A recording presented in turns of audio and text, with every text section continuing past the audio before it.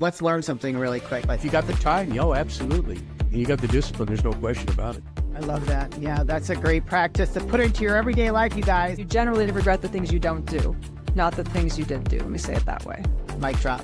This was just awesome. I love meeting my guests in person, and it's a whole nother animal, and the energy is just electric. You guys, this is your host, Deanna Radulescu with Label Free Podcast. Live your best life. You must live label free.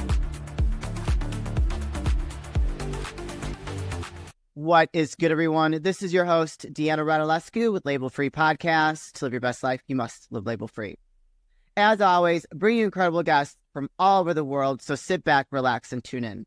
My next guest is a passionate entrepreneur, multi-unit franchisee of Prenevost, a franchisee search coach, an author. He is also a keynote speaker, a yoga teacher, and something that we have in common, a martial artist. Please welcome Gary Prenevost. It's a pleasure to be here, Deanna. Looking very forward to the discussion. Me too. First of all, did I say the last name right? I should have asked him before we got started. You did. Yes, you did. Oh wow, I'm impressed with myself. Well, we've had such a great conversation already, and I don't even know where to start. So I love the idea of having a multi-unit franchisee or being one of those, because I think that gives someone a lot of freedom in their life, right? And just kind of having that entrepreneurial spirit. Can you kind of share with us a little bit of your journey of becoming a franchisee, coach, owner, all these great things? Sure. It's a very eclectic background. I've done a lot of different things. Early in my career, I was a banker, and I realized being in a big corporation, but after 7 years, I was the contortionist in the invisible box. All the things about, you got to wait for decisions, all these rules and structure. And I became an entrepreneur, with family business for several years. And the challenge with family business is too many bosses and not enough workers. Yeah. And the family dynamics would change, the way the business should be run. And I decided that it wasn't going to get me where I wanted to go. And it was, so one of my customers was the franchise. Okay. And I guess I did a good job. They recruited me away from the family business to help them sell franchise. And that was, I think, 1991, my introduction to franchising, sales, management, leadership training. And I went from working probably 70, 80 hours, typical entrepreneur, all kinds of hours, to working 30 hours a week and crushing my numbers. And so after 7 months, I went to the owner and said, "What else do you got for me?" He says, "Nothing, buy yourself a franchise." So I did. And so that's how I got into the franchise arena, with sales, management, leadership training. I was a business coach for 10 years. Along the way, my partner and I had another family business. So the founder passed away, and we took over the whole company. Okay. And that got me into the franchisor side and into the franchise community. So working with other franchisors, volunteering, and all the different elements. And Prenevost happened to be one of our lead sources. And the gentleman from Prenevost kept on saying, "You'd be really good at this." And he kept on trying to recruit me away. Well, after about 10 years, 2002, it was time for me to leave. Just the business decisions that were being made were just the harmony was gone. Yeah. And so I bought Prenevost, and I've had that ever since. Started off as a small territory, and then bought a couple. I was outside of Toronto, then I bought all of Toronto. Then I bought part of Canada, and just impressively grew along the way. Wow. So how different was it for you to go from banking to family business and a franchisee owner? Because I feel like the two don't mix. Usually bankers are very different than an entrepreneur. Well, I say ex-bank was being the best part. Banking was a fantastic learning ground. I had some great leaders. I had a couple leaders who what not to do, and that was some important lessons. But it was going from a very structured, what I considered golden handcuffs kind of culture, to I get to have a lot of say in execution of what happens. And the time from decision to action was way faster, but it was still not fast enough, which is why I made a couple of changes that I made. Yeah, for sure. What are some common misconceptions people have of franchise owners?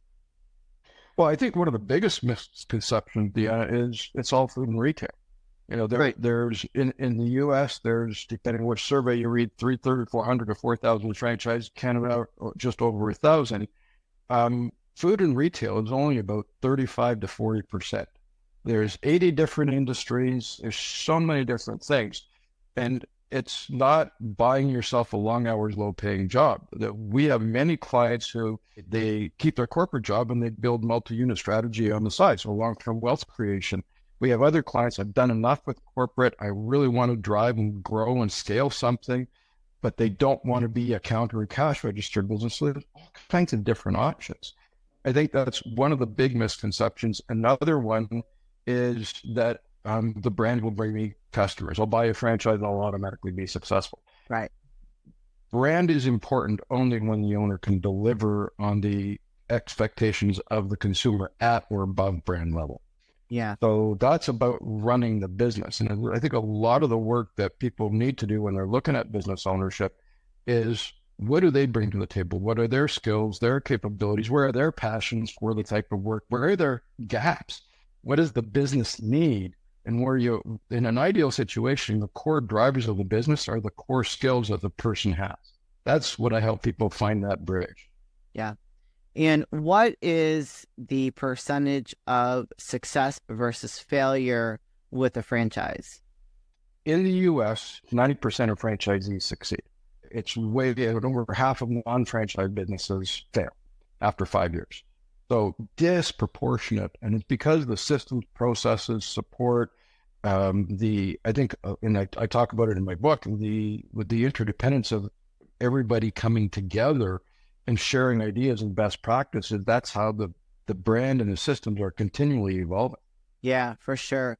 Well, I mean, we know of some, let's talk about like some really well-known franchise brands like Chick-fil-A. And is Tim Hortons out in Canada, is that a franchise too? Yep. That's one of our iconic brands. Yes, Tim Hortons is awesome. Like whenever I was in Canada with my late husband, we had to hit one up. But like those are the two that I know from, one in the US, Chick-fil-A, and Tim Hortons, that are just iconically successful. Very much so. However, what people don't realize is there's as many struggling franchisees in a big brand as there is on a smaller brand. It's just the franchisor, in the case of a big brand that doesn't succeed, the customer doesn't see it because the franchisor is going to take it back. They're going to bring in the operations team to turn around. They're going to find another franchisee to execute it well. Oh, wow. So, those are worst case scenarios and they don't happen very often, but it's the strength of the operational systems that the customer has that relationship with. Yeah, for sure. So you can actually get kicked out of your franchise if you're not doing it right. In the worst case scenario, yes. And most good franchises, I'll say it this way, franchising growth wouldn't be where it is if there was a takeover culture or take back culture. Being a franchise, it's a license and there's always rules that have to be followed. And that's part of the integrity of the systems and processes. So when somebody is not executing on those processes, they're actually hurting the brand. The franchisor and the team will step in, hey, here's how we can help. Yeah. But occasionally even that doesn't work. So I got remarried and my current husband was really interested in starting a Chick-fil-A, and he wanted me to submit the application.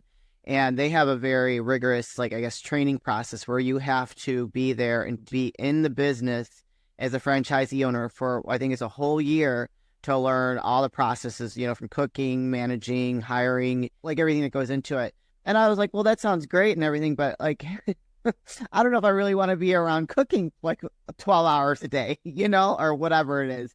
I don't know if I want to be in a fast food environment for so many hours a day. I love the idea of the profit that comes with it because most Chick-fil-A's are extremely profitable. But that sounded like a very big commitment for me. Well, profit is a byproduct of how well run a business is. Yeah. And there are 12 to 14 criteria that I help clients think through before they start looking at businesses. Most people, if they don't have guidance, are only thinking of 3 or 4. What type of income do I need? What type of hours do I want to work?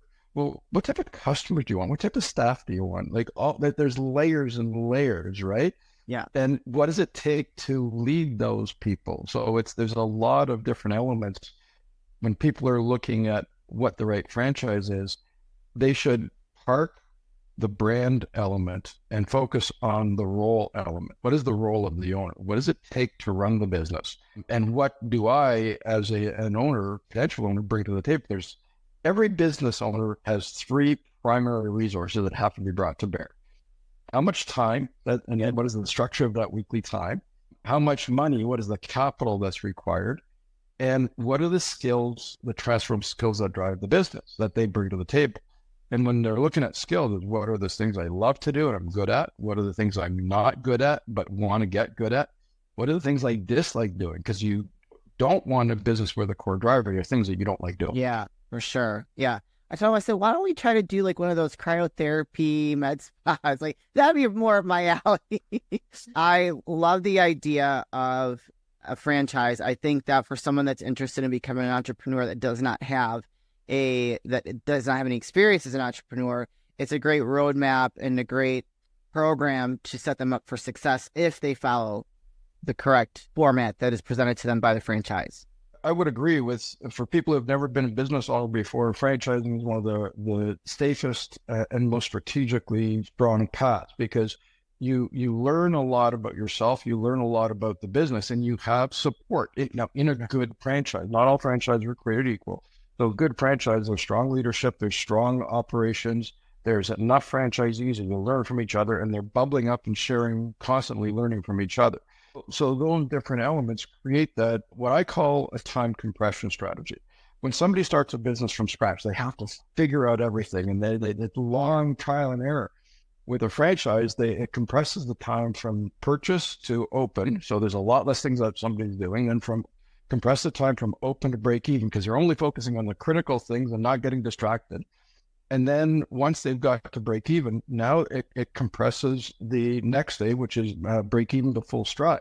When somebody hits full stride, now it's a growth acceleration strategy, Deanna, because now all the things that they weren't ready for are at their disposal. What are the strong franchises doing to grow? And all these different things that helps people grow faster. This is where multi-unit franchising comes from.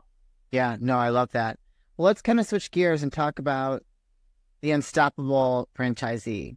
Like, I love this book. I started reading it. Thank you very much. And I loved what it says, the 7 drivers of next level growth. And we discussed this before we started recording, and how this is really applicable to any person in business. Let's just say the 7 key growth drivers are: grow a next level mindset. Mindset, everyone, all starts here. Grow your awareness, grow your operational management skills. That's one of my biggest strengths. Grow your people, master the system, grow your interdependence, and cultivate the neural network of your business. So let's talk about, what was your motivation and inspiration behind this book? Well, I've been a top performing franchisee for most of my career. Once I achieve something, okay, what's next? I rest, I celebrate, reflect on what's next. And as we have our clients talk to existing franchisees to understand what the business is, one of the constant things was some franchisees do way better with the systems than others. We saw it in my own franchise system. And around 2018, 2019, I just started, this question kept on percolating in the back of my mind. Why don't the franchises just do blank? It's so easy. It's so straightforward. And I thought, Jesus, is this an industry problem? And how come nobody's gone after it? Yeah. And the former training person in me said, okay, here's an opportunity. So I went searching for that why. Didn't know if I had a book in me or not. I wanted to answer the question, why don't people do more? I interviewed over 30 CEOs, some of the biggest franchisor CEOs on the planet, some fast-growing franchisees. Focus, what is the top 1% to 4% franchise? Your very best. What are their traits and characteristics? What do they do and what do they not do? Yeah. Then the cool part, Deanna, was I went and I talked to the top franchisees of those organizations, and the 7 drivers are the intersections of both perspectives. Wow. That came out last year at USA Today, picked as one of the top 10 business books for 2024. Which is very exciting. And it's just, it helps people understand what that next level growth is about. The mindset is so important. Like you talk a lot about mindset in different episodes, a lot of your guests, it's a cornerstone of success. Yeah. Well, I think about the next level mindset is we grow, we expect, there's an optimism element, but it's also, once I got to something, what else is out there? And the awareness piece, to me, those are the 2 most important chapters. The awareness and mindset. Mindset was keep you prepared for it. Awareness is what's happening, what do I need to work on. There's a lot of exercise in the book to help people with that, so they can prioritize what their most important things to focus on, be it an obstacle that has to be overcome or an opportunity to be realized. And then the rest of the drivers, it's whichever the priority is, they can go to the different chapters and do the exercise and work on it that way. So that was the way it was designed. I love it. And it's not just for franchisees. It's really applicable for anyone in business, right? Well, yeah, it very much so. Franchising, we talked earlier on about the success rates of franchising compared to non-franchising. Franchisors don't create new industries. Franchisors wait till there's enough entrepreneurs who have done all the experimenting and the bleeding edge to the leading edge. They wait for the market demand to be proven. When they come in with systems, processes, support, and outperform their less sophisticated competitors. So when I look at the book, the secrets of how franchisors work are applicable and are now accessible to non-franchise entrepreneurs. I love it. I love it. And it's a very easy read, you guys. So if you're an entrepreneur interested in becoming a franchisee owner or anything, it's a very easy read. Highly recommend. I'm really enjoying it so far. And I'm just, taking it all in and taking some notes myself. Let's switch gears again. Now, you are a yoga teacher and a martial artist. So the martial artists, we have that in common. I love martial arts. It's so centering. The disciplines that you learn, apply, and everything. My sensei said, maintain your center line, vertically, horizontally, from a weight balance, but emotionally, spiritually. I've stopped doing martial arts because of a severe knee injury, but I still practice some of the mentalities of it. The yoga, we did the yoga 200-hour teacher training. Lindsay started doing the yoga. She did a hospice and other work. So we wanted to do it with seniors. And so we pick and choose when we do it. I'm not associated with any club. Yeah. It takes too much time to be instructing all the time, but I love the personal harmony and peace that comes with the yoga practice. Well, that's kind of very similar with the martial arts though, too. So when I first got into martial arts at 18, I come from a broken home. I've got a lot of trauma in my past. And when I first started, I thought I was such a badass, right? And so I would go out and I had such an ego, right? Because I know all these skills and I'm up against these big guys in my class. But then as I got more and more skilled, I got less and less ego and I became more and more centered. There's tremendous growth that comes within martial arts. I love the art of it. Not just the physical component, but you also just learn to really go on a spiritual journey hopefully a spiritual journey of growth and knowing that you can rise above some of those sticky situations and not lead with your ego, which yoga is, like you said, very much in harmony with yourself and peace. And they have some synergies there. I do yoga a lot. So I love that component where it just brings me peace and it's a practice to keep me, I'm sure like yourself, keep me centered. I can't agree more at where my brain goes is why don't more people advance to the more senior belts, or why don't they get deeper into their yoga practice? Something I've heard you say a few times on your podcast, Deanna, is people fall in love with comfort zone. Yes. And what is a comfort zone? To me, a comfort zone it's a necessary and natural part of living. It's a place where we learn, we grow, we work like crazy to get good at something. And then we plateau. And as we plateau, I want it to be ease off and I want to get in that comfort zone. And that's, every day, what do? We wake up, we eat, we work, we rest, and we go to sleep and we refresh. So the comfort zone is a place of refreshing and reflecting. What strong performers do is they don't stay there too long. Okay, what have I learned? What do I want to do next? And what do I need to do what I want next? And they start a new learning cycle. People who stay in the comfort zone too long, it becomes a place of stagnation and it can actually become toxic and you start working against yourself. So I look at it as when I get onto a new growth cycle, and I talk about this in my book, I talk about it in my keynotes, is at the start of every growth cycle is the valley of sacrifice. Yeah. You have to go from being really good at something to being not good, check your ego at the door. Yeah. You have to give up time because it can take time to learn something new. You have to give up money and you have to be patient as you go through that valley of sacrifice, and then you start learning. So you go from beginner to learner, and learner to competent. Competent is like, I'm okay at doing it. Yeah. Then as you start growing, you go from competent to proficient. And this is where most people are, whether it's in business or in their personal practices of yoga or martial arts or whatever their hobbies are. When they get to the comfort zone, they're somewhere between proficient, the competent proficient, and then they stagnate. Yeah. Top performers go next level up, and they go from proficiency to mastery. And it takes a catalyst of some sort to get them out of that. For me, one of my businesses, we bought a master franchise. We ran it for 4 years, and lost over $1 million. And I came, it was one of the winters of my life where it was like, I was angry at the world. I was mad at myself. And then I stopped getting angry because I realized I put myself there. Yeah. I was doing this while I was doing FranNet. So I came back to FranNet, and I got a lot of recovery to do. So instead of going, squirrel, what's next? Yeah, right. It's easy. I said, I have to double down and get brilliant at this business. And it just literally tripled the volume of my business in 3 years. Yeah. That's an amazing story. And I love that you didn't get comfortable and you got distracted and moved into a different direction. You learned how to master that franchise and grow. Gary, where can people find you, connect with you, purchase your book? And if they're interested in maybe learning a little bit more about franchising, how do they get in touch with you? I'm very active on LinkedIn, the GaryPrenevost.com, just GaryPrenevost.com. Do a Google search on me. I'm one of the top franchise coaches in North America for people who want to buy a franchise. Keynoting, I like to have discussions. What is the pain point? What is the goal? And am I the right person for your journey, whether it's a franchisor, as a keynote, or an individual wanting to buy a business? Sure. And the book, where can they purchase the book? Any of the bookseller, but Amazon probably best. Thank you.